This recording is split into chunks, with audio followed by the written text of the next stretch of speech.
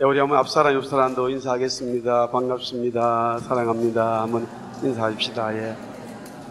예. 인사하니까 남 인사는 받고 자기는 말도 안 하고 가만히 그러면 안 돼. 인사했지요? 예. 우리 한번 따라합시다. 여호와께 노래하라. 여호와를 찬양하라. 주님 닮아가는 거예요. 주님 닮아가는 거죠. 찬양대 김정석 집사님이 지휘자하고 이제 또 아마 지휘할 건데, 지금은 우리 김대호 목사님이 지휘하는데, 여러분들은 잘 모르시지만은 저는 이 두 분 다가 누구한테 배운지를 다 다른 분이거든요. 그 가르친 선생님을 저는 다 알아. 비칭이 그대로 나오고 있어요. 여러분들은 모르시죠? 저는 알아요. 배운 대로 보고 배우는 것이 나도 모르는 사이에 그게 몸에 배기는 거죠. 주님이 우리 보고 말합니다. 고난이 왔나? 어려움이 오냐? 문제가 생겼느냐? 주님 찬양하라고 그러죠. 주님을 노래하라고 그러죠. 왜 그럽니까? 주님 닮아가는 거예요. 그래서 주님도 이 땅에 오셨을 때 너무나 많은 고난과 어려움을 당했습니다. 하나의 이론이 아니에요. 삶이에요. 바수올은 예레미야와 동시대 인물입니다. 오늘 우리가 본문의 말씀을 읽었습니다마는 임멜의 아들 제사장 바수올은 여호와의 성전의 총감독이라 1절입니다. 그가 예레미야의 이를 예언함을 들었다라고 말씀하고 있지요.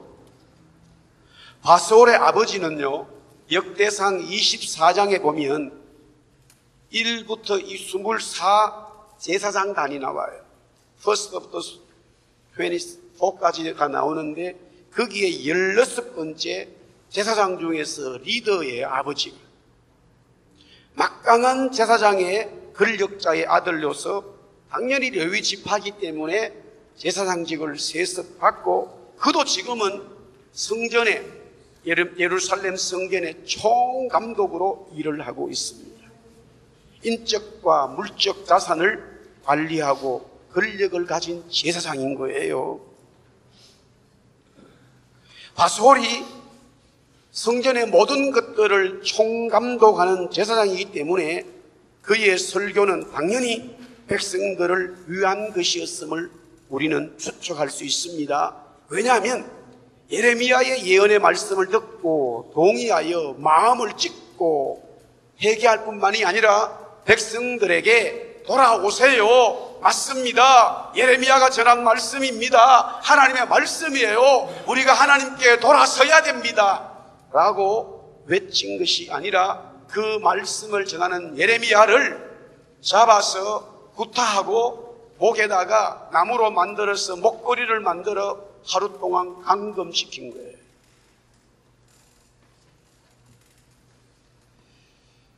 예레미야 23장 우리가 이제 이후에 보겠습니다만 제가 한번 16절 17절 읽어드리겠습니다. 만군의 여호와께서 이와 같이 말씀하시되 너희에게 예언하는 선지자들의 말을 듣지 말라. 그들은 너희에게 헛된 것을 가르치나니 그들이 말한 묵시는 자기 마음으로 말미암은 것이요 여호와의 입에서 나온 것이 아니니라. 항상 그들이 나를 멸시하는 자에게 이르기를 너희가 평안하리라 여호와의 말씀이니라 하며 또 자기 마음이 완악한 대로 행하는 모든 사람에게 이르기를 재앙이 너희에게 임하지 아니하니라. 예레미야 시대에 선지자들과 제사장들이 백성들에게 이와 같이 했다는 거죠. 예레미야를 제외한 대부분의 선지자들과 제사장들은 이스라엘은 평안하다, 유다는 망하지 않는다 라고 메시지를 전했습니다. 그러하기에 당연히 성전을 총감독하는 바수올은 그들의 말을 하나님의 말씀으로 동의하기 때문에 본인도 그렇게 살고 있기 때문에 백성들에게 전하고 예배를 성례를 집례했다라는 것이죠. 오늘 제가 이렇게 한번 말씀을 드리고자 합니다. 우리가 영어에서 메시지라는 말과 마사지라는 말이 있어요. 스펠링이 하나 차이예요. 근데 의미는 완전히 다르죠. 선교할 때 마사지가 지금 대단히 중요한 역할을 하고 있는데, 성전 총감독인 바솔은 유다 백성들에게 메시지를 전달하는 것이 아니라 백성들을 위하여 마사지를 하고 있다. 백성들이 원하는 것을 더 아름답게, 멋있게, 윤기나게 만들어준다라는 의미예요. 메시지는 하나님의 말씀을 가르쳐 붙여진 표현인데, 그러나 하나님의 말씀이 아닌데 메시지라고 한다면 그것은 거짓 메시지인데 바로 마사지라 이 말이죠. 요시야 왕의 종교개혁이 실패로 끝나면서 성전에서 선포되는 말씀은 무사 태평의 안일한 낙관주의만을 조장하였습니다. 이에 편성한 제사장 총감독 바솔의 설교는 선지자들의 말씀을 빌어 오로지 평안하다, 평안하다, 다 잘 될 것이다, 우리 유다는 망하지 않는다라고 백성들에게 안녕과 축복을 빌어주면서 인간의 심리를 그들이 원하는 대로 잘 마사지해주고 있다 이 말입니다. 바솔이 하나님의 말씀을 골라 인간들의 아름다움을 위한 마사지로 해석하는 능력은 특별히 기독교 초기에 등장한 마르시온이라고 하는 그런 사상이 있었는데 비슷한 점이에요. 마르시온은 서로 다른 두 신이 있다고 가르쳤어요. 신약 성경의 하나님은 자비와 구원을 베푸는 자비로운 신인 반면에 구약 성경의 하나님은 율법과 정의를 강조하는 냉혹한 신이라는 것이죠. 그래서 마르시온은 구약은 기독교 경전 성경으로 인정하지를 않았습니다. 2세기에 있었던 사상인데 이 교회는 굉장히 부흥을 했었습니다. 지금 우리가 살고 있는 이 시대에도 마찬가지인가 아닌가 생각을 합니다. 하나님께서 우리 백구 예수님을 세우신 것은 전적으로 하나님 말씀을 인정하고 그 말씀대로 살고자 발부동을 치는 교회를 원하는 것이죠. 지금 우리가 예레미야를 주일마다 보면서 이제 20장에 왔습니다. 물론 중간중간에 어떤 절기도 있고 또 제가 빠질 때도 있고 했습니다만 이미 거의 반 정도를 차지하고 있는데, 계속적으로 주님이 예레미야 말씀을 주셨어요. 바로 제가 실천할 수가 없었어요. 한마디로 구약의 선지서는 다 회개하라고 잘못했다는 얘기예요. 바로 살아라는 얘기예요. 사실은 이 말씀을 계속적으로 기도할 때마다 받았지만은 미루고 그랬어요. 제 마음이 편치를 않았어요. 오늘 여기 이제 예레미야가 똑같은 마음의 얘기를 합니다만은, 우리가 신앙생활 하면서 일반적으로 굉장히 신앙이 있다고 하는 분들이나 또 교회에서도 평생 그것도 주일날 선지서 설교가 거의 나올 수가 없죠. 예레미야 33장 우리가 잘 아는 대로 막 버러지질하는 그런 것 때문에 몇 편 정도 설교가 되어져. 이사야 마찬가지죠. 저는 말씀을 볼 때마다 부담을 가지고 준비해야 되고 또 이 말씀을 전하고 있습니다만은, 성도들 여러분도 그렇게 동의하겠습니다만은, 먼저 제가 이 말씀의 은혜를 받고 있고 정말로 오늘날에 생명 있는 주의 선지자의 말씀들이 우리 속에 살아 있어야 되는구나라고 절실히 느낍니다. 왜? 하나님의 말씀이기 때문에. 구약의 말씀도 하나님의 말씀이요, 신약의 말씀도 하나님의 말씀이요, 그 말씀은 우리를 결국에는 죽이는 것이 아니라 우리를 살리는 것인데, 우리 속에 하나님을 사랑하지 못하는 것들이 있다면 그것은 과감히 드러내야 되고 회개해야 되고 문제 해결을 받아야 된다는 것이 하나님이 주시는 메시지인 줄 믿습니다. 유다 백성은 하나님께로 돌아서야 됩니다. 그들이 하나님을 섬기면서 또한 동시에 바알가사를 비롯한 모든 이방신들을 섬기고요, 급기야는 자기의 자녀들을 그 신들에게 바치는 어처구니 없는 이런 맹목적인 이방 신들에 빠지는 이스라엘 백성이 되고 말았다는 사실이에요. 지금 한국 교회는 이민교회도 마찬가지지만 많은 이단들이 지금 판을 치고 있습니다. 특별히 신천지. 성경에 보면요, 신천지라는 말이 너무 좋은 말이에요. 새 하늘과 새 땅이라는 뜻이에요. 예수 믿고 구원받은 하나님의 백성들은 그리스도가 다시 오실 때에 새 하늘과 새 땅으로 간다라는 하늘의 시민권을 가진 자들에게 주어진 특권이에요. 할렐루야. 그런 좋은 말을요, 이단이 가져가가지고요, 지금 엄청나게 하는데, 아예 교회를 다니지 않은 사람들이 또 거기에 빠질 수도 있겠습니다만, 많은 사람들이 교회에 신앙생활을 했다고 하는 사람들이, 직분자들이요, 심지어는 목회자들도 빠집니다. 왜 그런가? 현장에 살아가는 삶에서요, 너무너무 어려운 일들을 당하게 되는 거예요. 직장 생활에서 아니면은 사업을 하면서 세상에 안 믿는 사람들과 부닥쳐 너무너무 힘들고 어려운데, 그래도 교회에 와서는 은혜 받고 하나님의 사람들과 사랑을 나누고 내 마음의 짐이라도 털어놓고 이야기할 수 있을 것 같은데, 와서 막상 교회 생활을 해보니까 교회 안에도 물질과 모든 세상의 권력과 그런 것들이 난무하다 이거예요.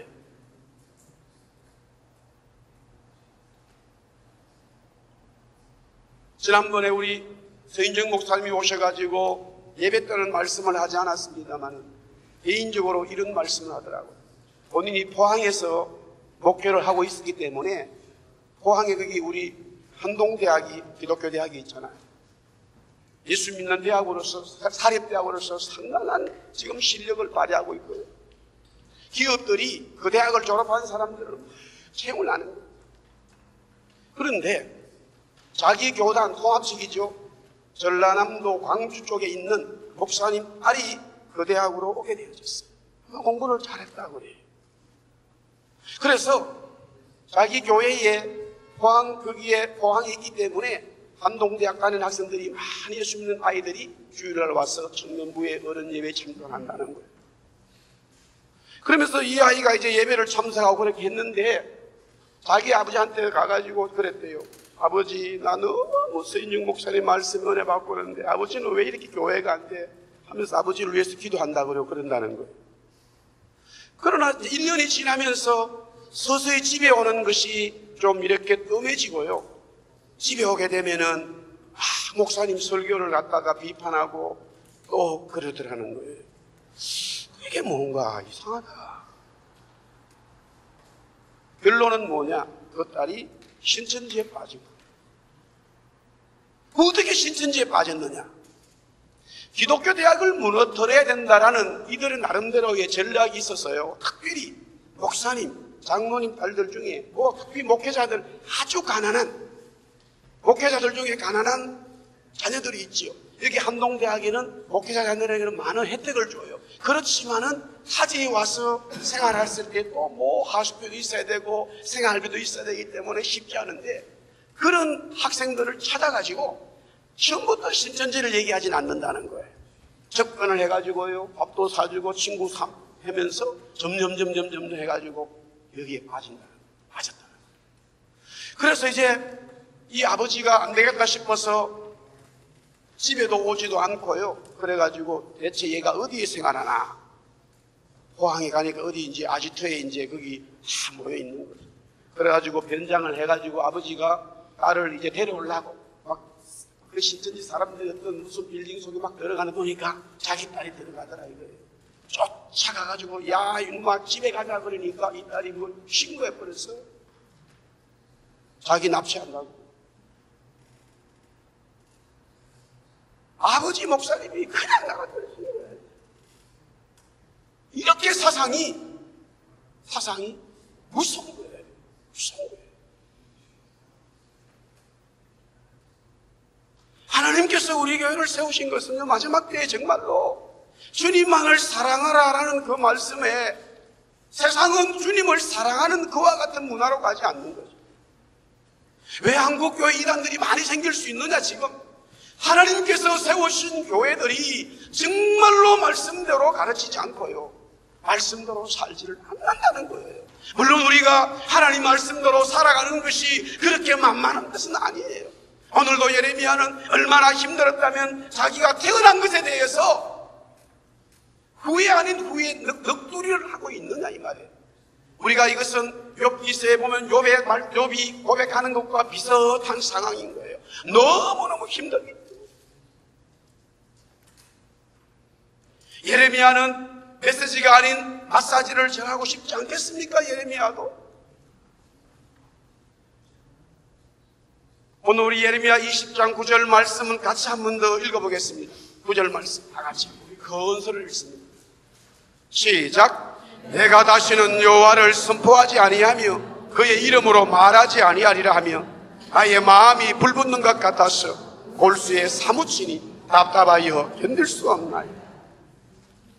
적어도 예레미야는 하나님의 말씀을 메시지를 전달해야 되는데 그렇다고 해서 거짓 예언을 전달할 수 없다. 거짓 예언을 전달한다 그러면 사람들을 위한 마사지가 되기 때문에 나는 그것은 도저히 할 수 없다. 그러나 하나님의 말씀을 전할 수는 없다는 거예요. 마음이 너무 힘드니 거짓으로 얘기할 수는 없고, 그렇다고 해서 그 말씀을 전하니까 자꾸만 자기 일을 조롱하고 때리고 지금 박해가 핍박이 점점점 오니까 너무너무 힘들다는 거예요. 견딜 수가 없다는 거예요. 그런데 하나님이 주신 이 말씀을 전하지 않고 그냥 가만히 두버리면은 자기 마음 속에 불같은 성령의 불이 일어나서 견딜 수 없는 이 말씀을 준다 이거예요. 그렇기 때문에 자기가 고난과 환난과 어려움이 있어도 이 말씀을 막 토해내고 증거하기 시작했다라는 이야기예요. 성령께서 예레미야 마음 속에 하나님의 말씀을 전하지 않으면 안 되는 불을 일으키고 있다라는 거죠. 우리가 표현적으로 나는 예수 믿습니다, 성령 받았습니다 했을 때에 여러 가지로 또 우리가 표현하고 그 사람에 대해서 저분은 정말로 예수님을 만났구나라고 했을 때에 그 중에 하나도 우리가 필링으로서 어떤 찬양을 하거나 말씀을 전하거나 아니면 말씀을 살아갈 때에 그 사람 속에 무언가 들어있는 불이 있다 이 말이에요. 이것은 사람이 만들 수 있는 게 아니에요. 사람이 만들 수 있는 게 아니에요. 사람 속에 정말로 그 사람 속에 성령의 불이 있다면 그 불은 타고 있기 때문에 내가 아무리 그 성령의 불을 감추고 세상으로 살아가고 싶어도 언젠가는 내 마음에 불붙은 이 성령의 불이 튀어나와서 그 사람을 태울 뿐만이 아니라 사람들에게 성령의 불의 역사를 만들고 간다. 이것이 성령이 주시는 은혜라 이거예요. 할렐루야.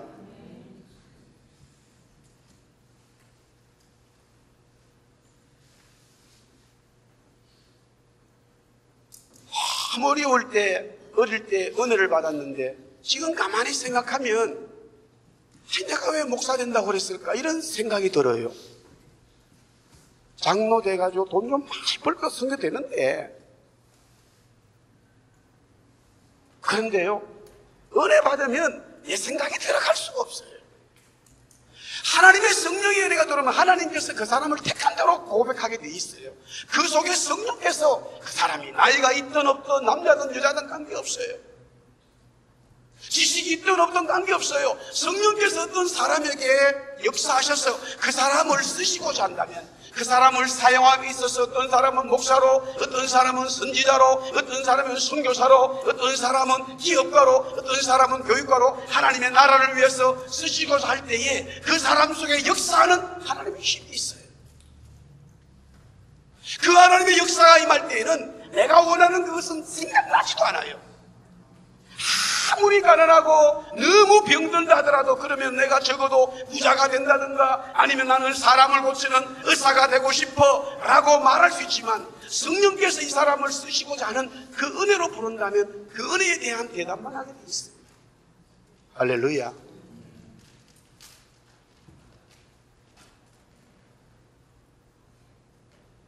귀가 요새 나이 드신 분들이 우리 한국에 보면은 귀에 난청이 생긴대요. 많이 생긴대요. 그래서 그러다 보고 시간이 지나면서 이 귀를 들을 수가 없다 이거죠. 그러다 보니까 이 귀를 이제 수술을 하는데 듣게 해주는 거예요.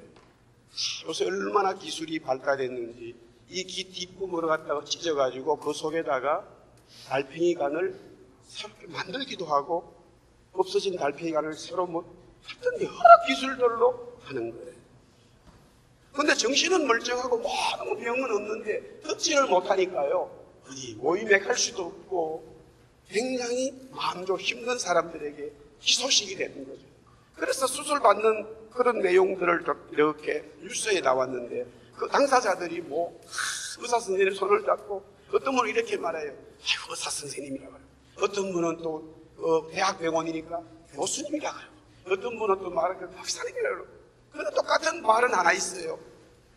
박사님, 저는 박사님을 믿습니다. 의지할 때가 박사님밖에 없습니다. 다 이야기가 그 얘기. 저는 박사님만 믿겠습니다. 그냥 최군대로 하세요. 걱정 마세요. 하여튼 들리도록 할 테니까요. 이렇게 말하죠. 우리가 이 땅에 살아가면서도 먹는 거 마시는 거 일 때문에도 우리의 삶들이 그런 일들을 겪습니다만 주님 말씀하시는 영원한 삶에 대한 우리의 말씀이 저와 여러분 속에 진리로 자라기를 바랍니다. 그 주님을 붙드는 거죠. 그 주님을 붙드는 거죠.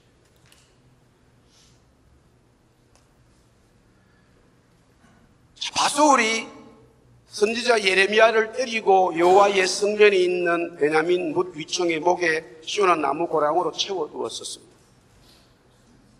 그 다음날 바소울이 예레미야를 풀어주시오. 오늘 성경에 보니까 하나님께서 예레미야를 통해서 바소울의 이름을 마골 미사비이라고 해라 이렇게 나와 있어요.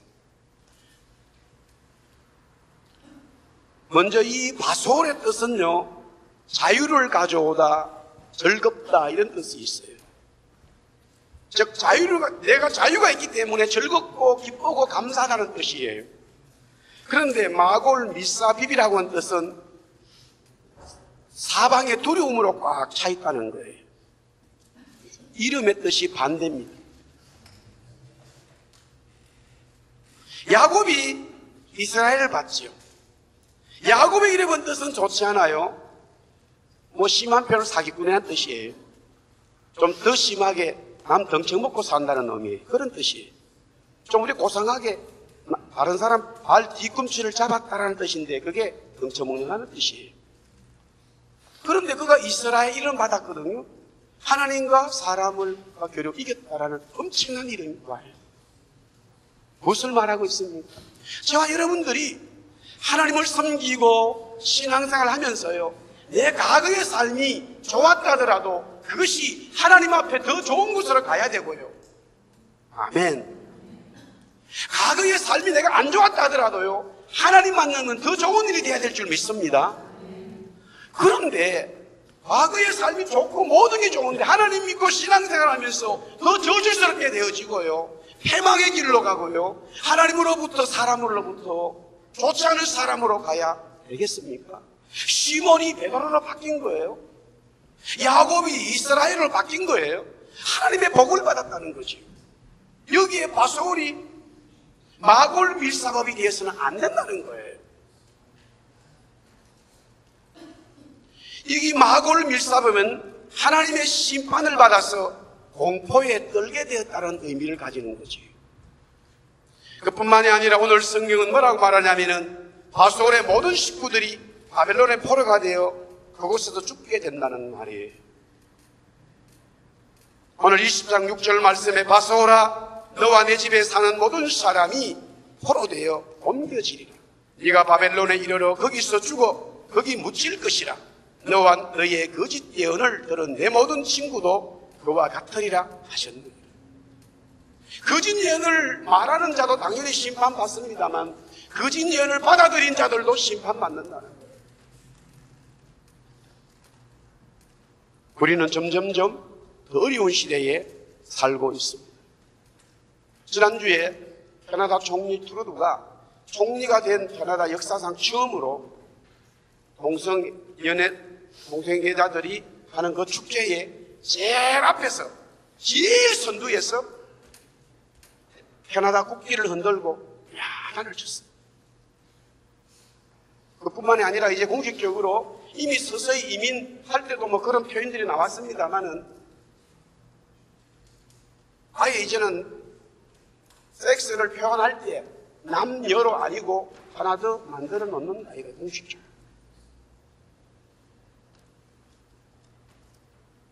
우리가 이 땅에서 살아가는 게 점점점 시대는 하나님의 말씀에 위배되는 쪽으로 가게 되어 있습니다.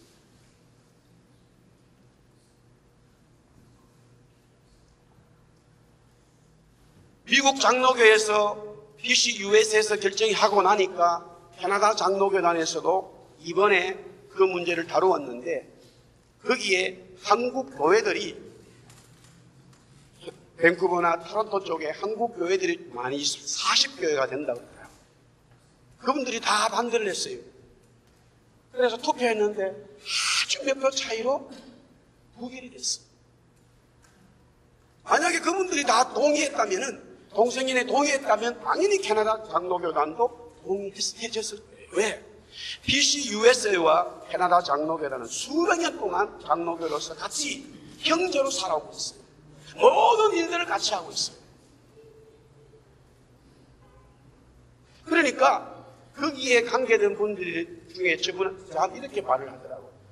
캐나다 교인들 중에, 교회 중에, 백인 교회 중에, 목사님들 중에도 반대하는 분들이 있대요. 그래서 우리 한국교회 같이 새로 만들자 교단은 뭐 이런 얘기를 한다는 거예요. 우리도 지금 이 감당할 수가 없다 이거예요. 세상이 흘러가는 그 물을 막을 수가 없는 거예요.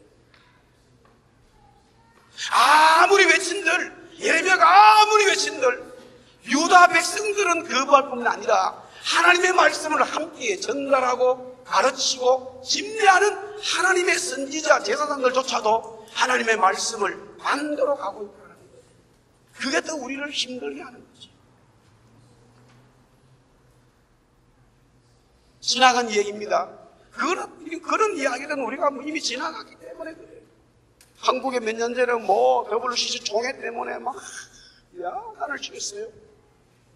그런데 교회 다니지 않은 분들이 또 신앙에 대해서 교회는 다니지만 그렇게 깊지 않은 분들이 자기들은 도무지 모르겠대요.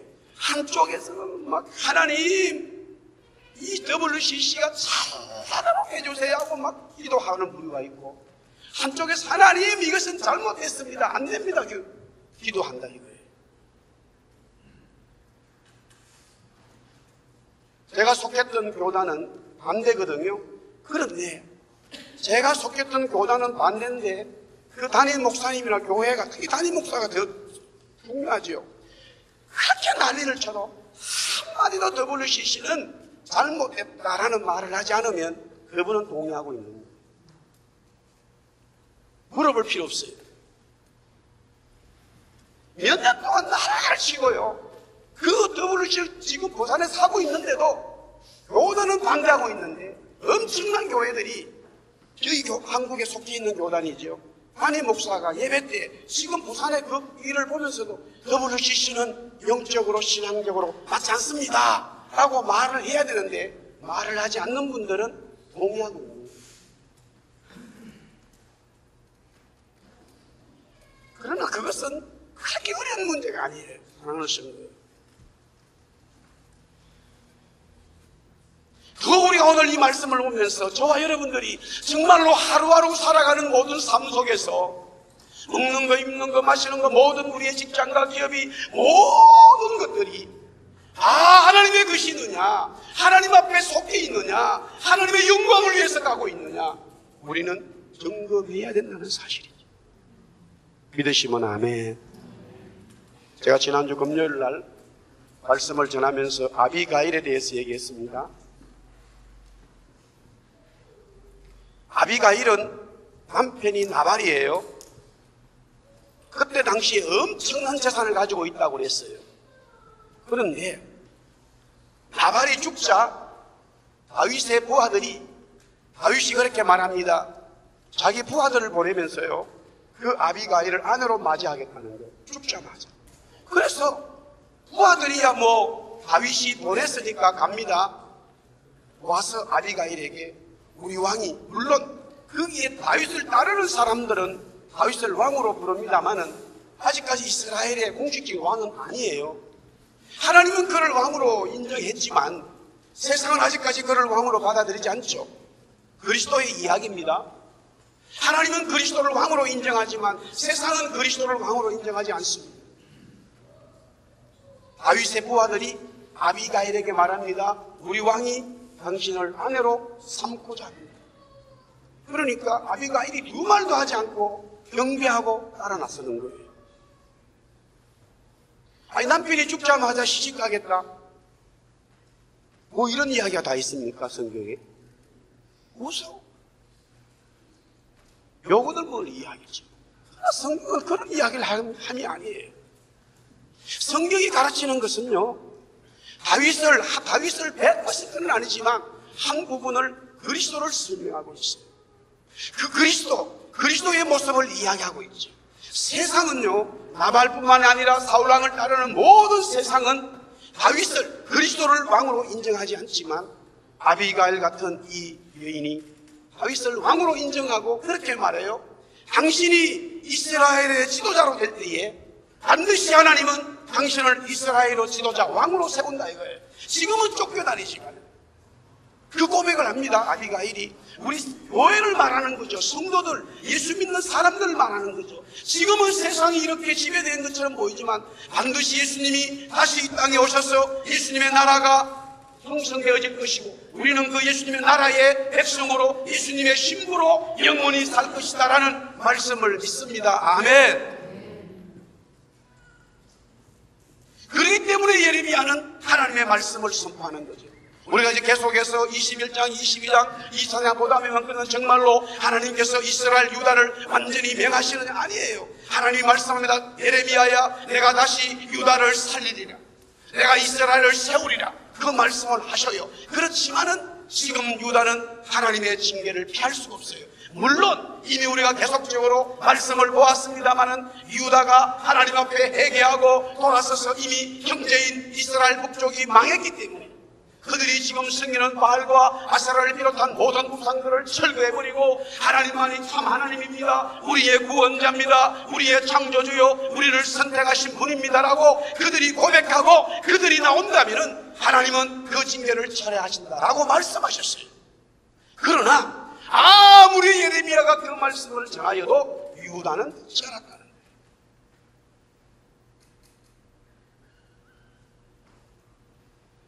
그렇다면 예레미야는 어떻게 해야 됩니까? 참 난감합니다.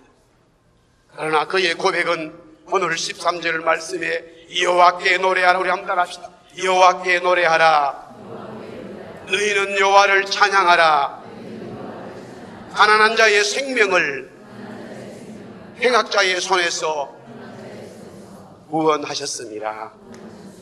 여기에 가난한 자는 경제적으로 가난하다라는 말이 아니라 이런 어려움 속에서도 하나님만 섬기고 믿고 따르겠다고 하는 그 하나님의 사람들이 당하는 박해와 고통과 고난을 말하는 거예요.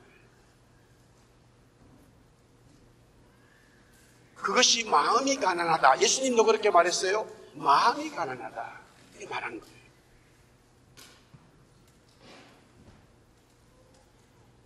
예레미야가 오죽 힘들었으면 14절부터 18절까지는 자기가 태어남에 대해서 한탄스러움을 이야기하고 있습니다.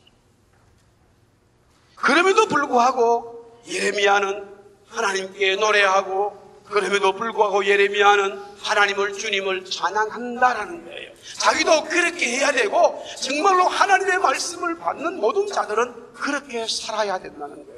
왜 그런가? 오늘 여기 11절 말씀에 보니까 하나님은 반드시 11절 12절에 하나님의 말씀대로 살아가는 자에게 하나님은 은혜를 베푸신다라는 거예요. 예레미야는 이 말씀을 믿고 알고 있는 거지요. 하나님이 자기 편에 있어요. 아무도 지금 자기를 도와주지 않지만은 자기가 말씀을 전할 때마다 조롱이 되고 핍박이 오고 여러 어려움이 오지만은, 그렇다면 나는 이 말씀을 전하지 말아야지, 이런 마음을 먹게 되어지면은 성령께서, 하나님께서 그 마음에 불같은 마음을 주셔서 이 말씀을 전하지 않을 수 없어요. 전하고 나니까 집에 와서 누워가지고는 하는 말이, 야, 내가 왜 태어났는가? 내가 이와 같은 삶을 언제까지 해야 되는가? 고민스럽죠. 그때에 성령께서 말하는 거예요. 예레미야야, 나는 너를 압니다. 내가 반드시 너의 소원을 이루리라. 내가 너 편에 있다라는 말씀이에요. 그러자 예레미야는, 그렇습니다 주님, 주님을 찬양합니다. 나뿐만이 아니라 정말로 말씀대로 사는 백성들이 있지 않겠습니까? 그래, 숨은 자, 남은 자가 있다. 남겨놓은 자들이 있다. 그들이 너의 말을 듣고 나를 경배하고 있다라고 말하는 거예요. 할렐루야. 따라합시다. 여호와께 노래하자. 주님을 찬송합시다. 주님을 찬양합시다. 할렐루야. 우리 한번 다 같이 하박국 말씀 읽고 우리 찬송하고 예배를 정리하도록 하겠습니다. 우리 하박국 3장 우리 한번 다 일어나서 한번 읽어봅시다. 다 일어나서 다 같이 한번 읽어봅시다. 16절부터 19절에 쭉 말씀을 그냥 읽겠습니다. 다 같이 하박국 3장 16절부터 19절 다 같이 시작. 내가 들었으므로 내 창자가 흔들렸고 그 목소리로 말미암아 내 입술이 떨렸도다. 우리가 우리를 치러 올라오는 한란날을 내가 기다림으로 썩이는 것이 내 뼈에 들어왔으며 내 몸은 내 처소에서 떨리는도다. 비록 무화과 나무가 무성하지 못하며 포도나무에 열매가 없으며 감람나무에 소출이 없으며 밭에 먹을 것이 없으며 우리의 양이 없으며 그 양간에 소가 없을지라도 나는 여호와로 말미암아 즐거워하며 나의 구원의 하나님으로 말미암아 기뻐하리로다. 주 여호와는 나의 힘이시라. 나의 발을 사슴과 같게 하사 나를 나의 높은 곳으로 다니게 하시리로다. 아멘. 사랑하는 성도 여러분, 우리가 이 땅에 와서 혹이라도 말입니다, 여러분이 생각했던 만큼 삶이 이루어지지 않았습니까? 혹시 그렇게 되어졌다 하더라도요, 여러분 속에 주님이 계십니까? 여러분 속에 성령님이 자꾸만 나를 이끌어주고 있습니까? 그렇다면 찬송하십시오. 감사하십시오. 그것이 우리가 가진 최고의 복인 줄 믿으시기 바랍니다.